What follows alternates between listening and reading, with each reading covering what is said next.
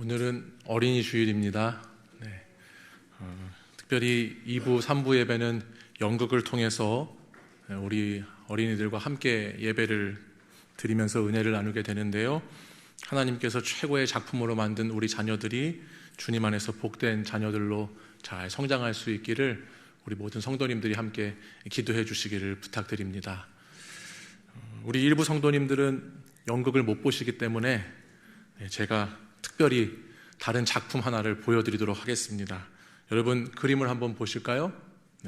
이게 그림인데 무제라고 하는 작품인데요. 여러분 이 작품의 가격이 어느 정도 나갈 것 같으십니까? 눈치가 빠르신 분은 비쌀 것 같다 생각을 하실 텐데, 그래서 비쌀 것 같은데 얼마나 가격이 나갈 것 같으세요?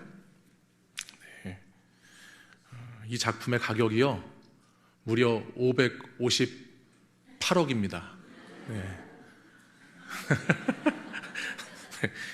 미국의 대표적인 추상화가 톰 블리라고 하는 사람의 작품인데, 이 사람의 작품을 제가 쭉 찾아봤는데 다 저런 식이에요. 근데 가격이 다 수십억, 수백억 원대의 작품들이 있습니다. 한 번 더 보여주실래요? 이것도 그분의 작품인데요. 자, 그럼 제가 다시 여쭤볼게요. 얼마일 것 같으세요? 2015년 경매에서 이 작품은 무려 824억에 낙찰이 되었다고 알려져 있습니다. 그만 치워주실까요? 제가 저 그림들을 저희 아들에게 이렇게 보여줬어요. 아들한테 보여주면서 이거 얼마일 것 같아? 그랬더니 저희 아들이 뭐라는 줄 아세요? 3,000원? 에이 아니야, 훨씬 비싸. 5,000원?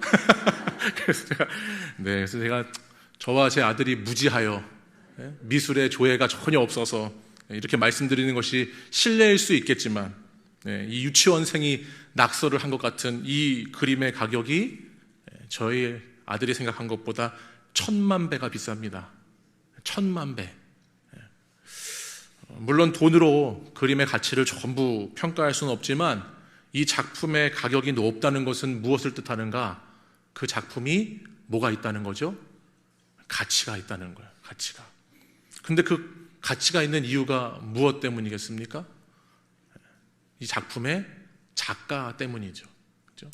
톰 블리라고 하는 이 작가의 가치가 작품의 가치를 결정짓고 있습니다. 작품의 재료보다 더 중요한 것이 누가 만들었느냐에 따라서 가치가 결정된다는 겁니다. 아무리 평범한 재료라고 할지라도, 아무것도 아닌 재료라고 할지라도 여러분, 우리 피카소 형님께서 그 작품을 한 번만 건드려 주시기만 했다고 하면 엄청난 가치가 생기는 것과 같습니다. 종이에 낙서를 한 것처럼 보여도, 페인트를 그냥 막 뿌린 것 같이 보여도 누가 그렇게 했느냐에 따라서, 작가가 누구냐에 따라서 작품은 값어치가 정해지게 되어 있습니다. 작품의 가치라고 하는 것은 제일 먼저 이렇게 작가에 의해서 결정이 된다고 하고요, 다음으로는 그 작품의 희소성에 의해서 가치가 결정된다고 그래요. 근데 제가 이런 것들을 이렇게 보면서 이런 생각 해봤습니다. 이런 작품의 가치를 어떤 작가가 누구인가 또는 희소성이 어떤가라는 것을 토대로 생각해 봤을 때 저와 여러분이 가지는 가치가 엄청 대단하다는 생각을 해보지 않을 수가 없었어요. 왜냐하면 우리를 만드신 작가가 누구시죠? 하나님이시고. 또 여러분 똑같은 사람 보신 적 있으세요? 없어요. 우리처럼 유일하게 특별하게 희소성을 가지고 존재하는 작품이 없습니다. 그러니 얼마나 우리가 대단한가. 그런 측면으로 보면 세월이 지나서 고장난 부분이 조금 있어서 그렇지, 저와 여러분이 참 대단한 최고의 가치를 지닌 작품이라고 하는 것은 너무나 분명한 것이 틀림없습니다. 우리 그런 의미에서 옆에 분들하고 한번 인사해 보겠습니다. 당신은 최고의 작품입니다. 인사해 볼까요? 당신은 최고의 작품입니다. 최고의 작품이에요. 네, 그렇습니다. 여러분은 하나님께서 만드신, 최고로 만드신 걸작품인 줄 믿으시기 바랍니다.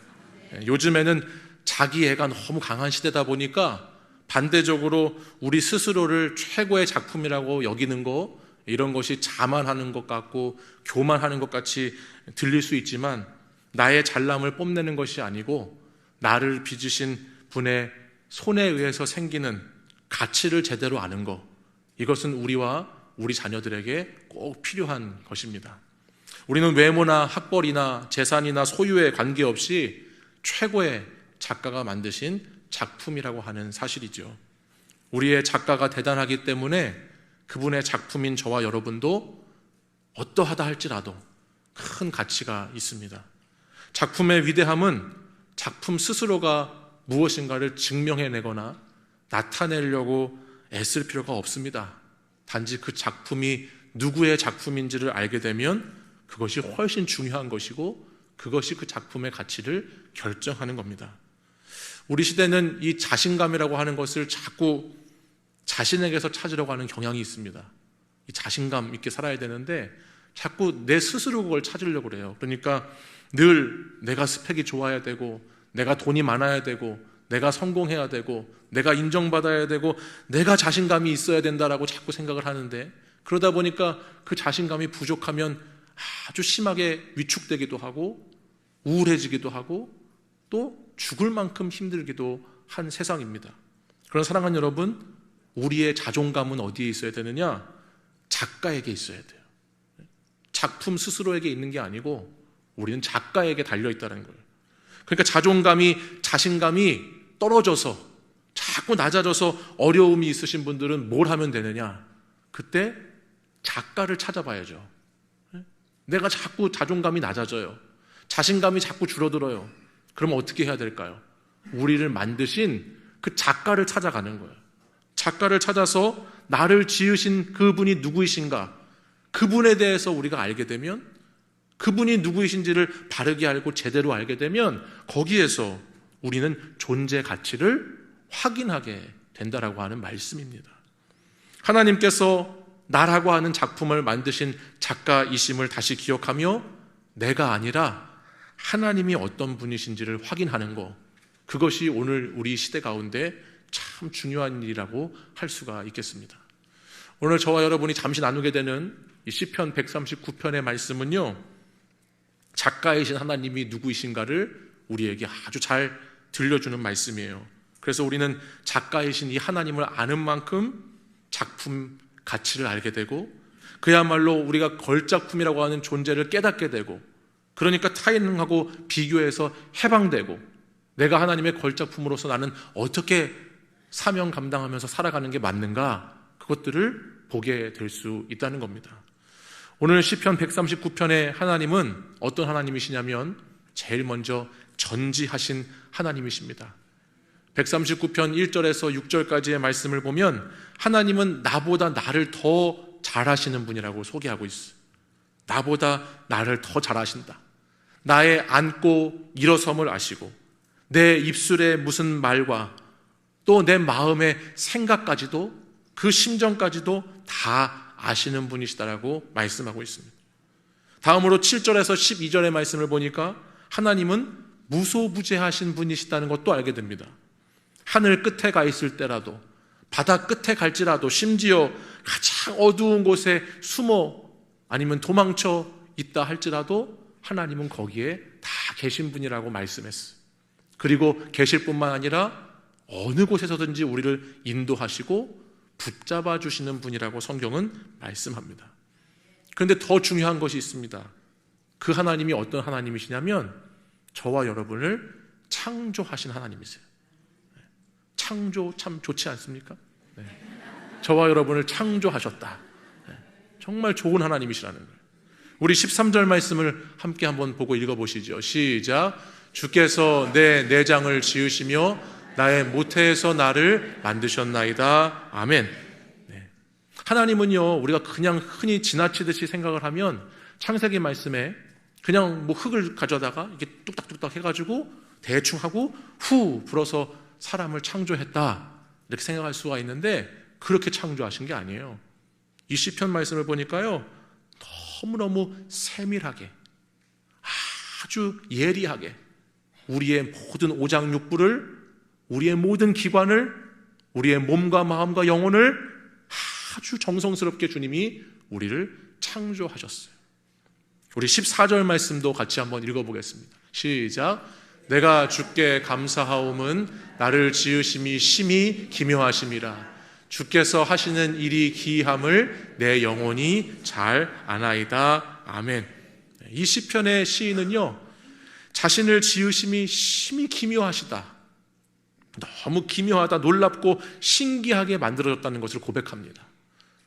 여러분 자신을 가만히 들여다보세요. 여러분 같은 존재가 이 세상에 있다는 게 참 신묘막측하지 않으십니까? 나 같은 인간이 어떻게 있나? 가만히 내 자신을 가만히 들여다보면 자기 자신을 생각할 때도 놀라지 않을 수가 없어요. 어떻게 이런 존재가 이 땅에 이렇게 존재할까? 많은 성경이 이 부분을 어떻게 번역해 놓았냐면은 나는 경이롭게 만들어졌습니다라고 번역을 합니다. 참 경이롭게 만들어졌어요. 인간을 창조하신 하나님의 그 솜씨가 너무너무 경이로워서 우리 사람의 생각으로는 이해할 수가 없고 두려움과 경외감을 가질 만큼의 존재로 저와 여러분을 지으시고 만드셨습니다. 여러분, 이것이 바로 창조신앙이에요. 창조신앙. 하나님이 천지 만물을 지으시고 만드신 위대하시고 전능하신 하나님이시죠. 믿으십니까? 네. 근데 그 하나님이 우주 만물을 만드셨을 뿐만 아니라 나를 지으셨다, 나를 만드셨다라고 하는 것입니다. 이것이 우리의 존재이지요. 우리는 그렇기 때문에 진화론, 무신론을 거부합니다.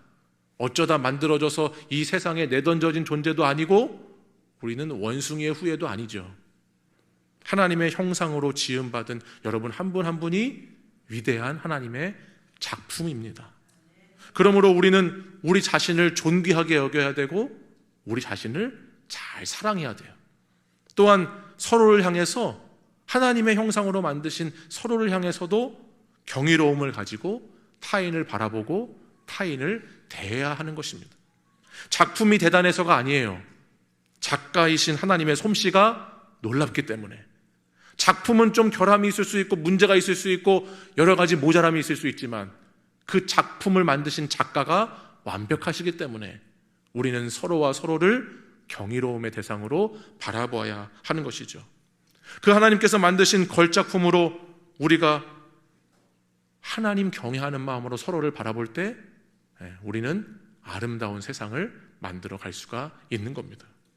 요즘 시대는요, 자존심을 많이 내세워요. 내 마지막 남은 뭐를 건드리면 안 돼요? 자존심을 건드리면 안 돼요. 다른 거는 용서하고 용납할 수 있는데 이 마지막 남은 거 이거 하나 건드리면 진짜 가만히 안 있는다. 그게 요즘 시대예요.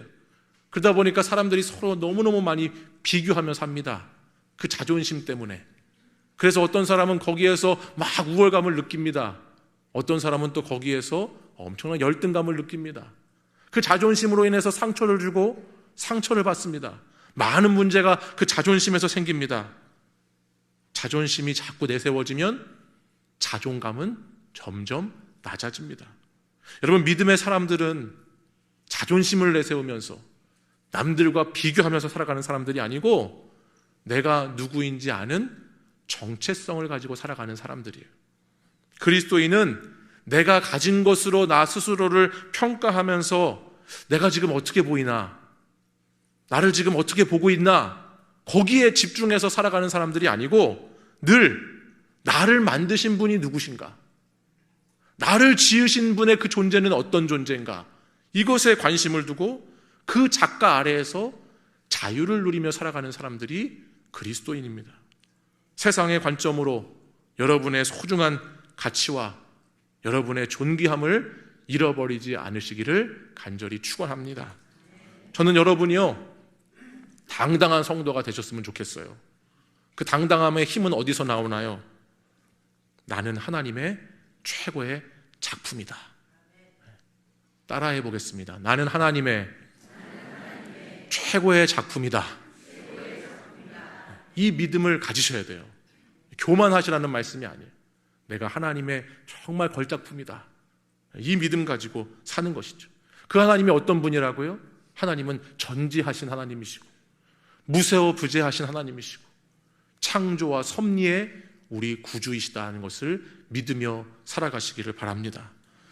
우리의 작가 되시는 하나님을요, 우리들은 충분히 믿고 따를 수가 있습니다. 왜냐하면 그 하나님이요, 우리를 너무나 많이 생각하시고 너무 사랑하시기 때문이에요.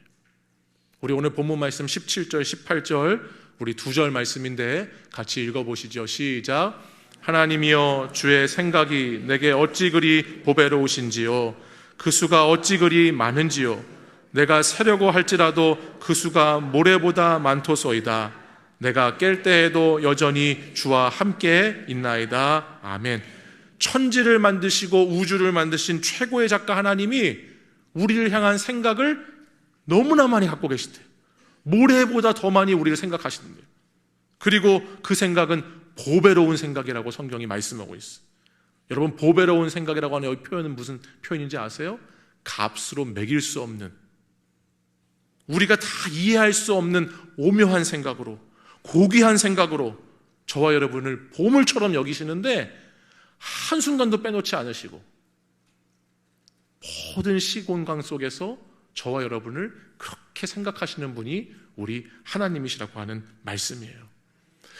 저도 2 아이를 키우는데 부모로서 저는 저희 아이들이 이 17절과 같은 제 마음을 좀 알았으면 하는 마음이 있습니다. 제가 아이들에게 뭐 대단한 걸 해주는 것도 아니고 여러모로 부족한 아빠이긴 하지만 저희 자녀가 내가 얼마나 너희들을 생각하는지, 얼마나 너희를 사랑하는지 이 17절의 말씀에 나오는 것 이 정도만 알아준다면 원이 없다는 생각을 해보게 됩니다. 특별히 그것을 알고 그것을 믿고 자신들이 사랑받는 존재라고 하는 것을 날마다 확인하는 자녀가 되기를 저는 간절히 바랍니다. 이것이 저는 작가이신 하나님의 마음과 그리 다르지 않을 것이라고 생각합니다.